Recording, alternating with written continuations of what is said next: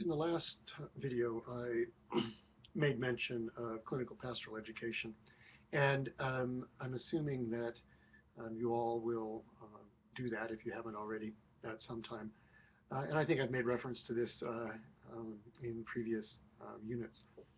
But I remember one very helpful conversation I had with my CPE supervisor. And I was working with a student.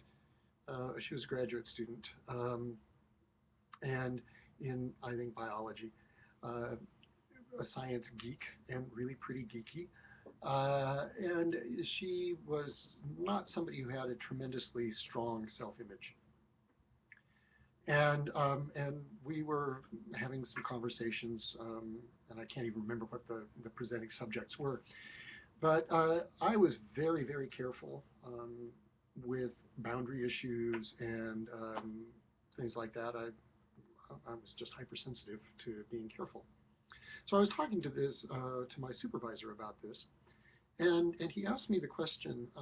He said, "Well, Gary, what do you think she really wanted to hear most from you?"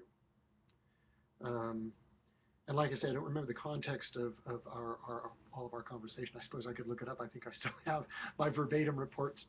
And I said, well, she probably wanted to hear from me that she was attractive or, something like that. And he said, yeah, you're absolutely right. And I said, but I can't say that. I can't cross that boundary. He said, well, you know what? Yes, you can. This is not a boundary issue here. He said, what are you? And I said, well, I'm a graduate student myself. I'm trained for the priesthood. He says, you're male. That is one of your ministry's tools. You are a male, and you need to use all of the tools that you have at your disposal when you are doing pastoral care. And so what she needed to hear, what I could have given her, which I didn't have the opportunity to do, was from a male's standpoint to a woman with somewhat sketchy self-esteem issues. To hear from a male that she was an attractive person would have been a great benefit to her. And it wouldn't have had to have been a come on or anything like that. And so that was a major learning for me. Not so much that I'm going to go around and tell all of the women that come into my office that they're attractive. I don't. I'm still really, really careful about that. But I can make compliments. But I have to remember that I bring things because of who I am to any ministerial situation, whether it's counseling, whether it's pastoral care. When I'm standing up in front and leading worship, I bring who I am. I bring my sense of humor. I bring my age. I bring my experience. I bring the fact that I'm straight. I bring all of this. It's all there. And I need to be conscious of that. And when I am aware of it and think that it can be useful to even make it more obvious, then I need to be willing to do that. So I say that partly because in this context of this section 7 being an exercise in bricolage, who we are is one of those pieces that we bring to bear.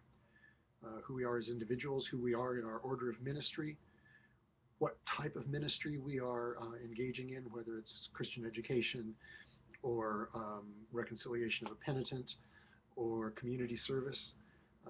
This is all part of what we bring. So with that said, we have these tools. That's one of the things that differentiates us from some other counselors, some other caregivers, is we have an incredible toolbox at our disposal that counselors do not have. They have some tools that we don't have, or unless we've been trained as a professional psychologist. But we have tools that they do not have. And when I was in the room with Edward Antonio and talking to the Graduate School of Professional Psychology students, we were answering the same question, and I would say, well, I can do something that he can't because I have the title Reverend. And they all sort of, yes, okay, we get that. You can hear a confession. You can pronounce absolution. You've got these gifts. You've got anointing, oil. You've got this stuff. These are all the tools that we have. And we have various tools given our order of ministry. So that said, I just want to remind you that we engage in bricolage, and those who do that are known as bricoleurs. And in fact, Bob the Builder, the kids thing in French is uh, Bob le bricoleur. And you can Google that, look it up, and you can find a picture of him. So I now am going to ask you to listen to an interview. This is an interview with a guy, um, a Roman Catholic, who has done a big book on um, on the rite of confession, and also on its connection to the sex abuse scandal in the Roman Catholic Church. It's I think it's a powerful interview, and I'm offering it to you not because I want you to know a lot about the sex abuse scandal and all of that, but I want you to, as you listen, think about all of the various ways that a minister or a sacrament is used here, or abused, how it can be for help and healing. Where is education in all of this? Where is Christian education in all of this? This whole, as I was listening to the interview, I was struck by how much interweaving there is in this story. And he has nothing against, he likes the sacrament of confession, so he's not opposed to it. But you'll hear the back and forth between Mary Hines, the interviewer, and the author.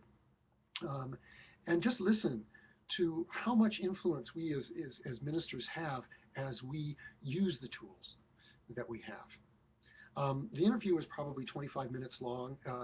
It was part of an entire radio show done in Canada. You don't have to listen to the second half. I couldn't figure out how to cut it up. The second half is with a Muslim woman architect who's designing mosques, and it's a fascinating interview too, but you don't have to listen to it. But I do encourage you to listen to the dark box piece of this interview. And then the next video should be the assignment, and I trust you'll find it challenging.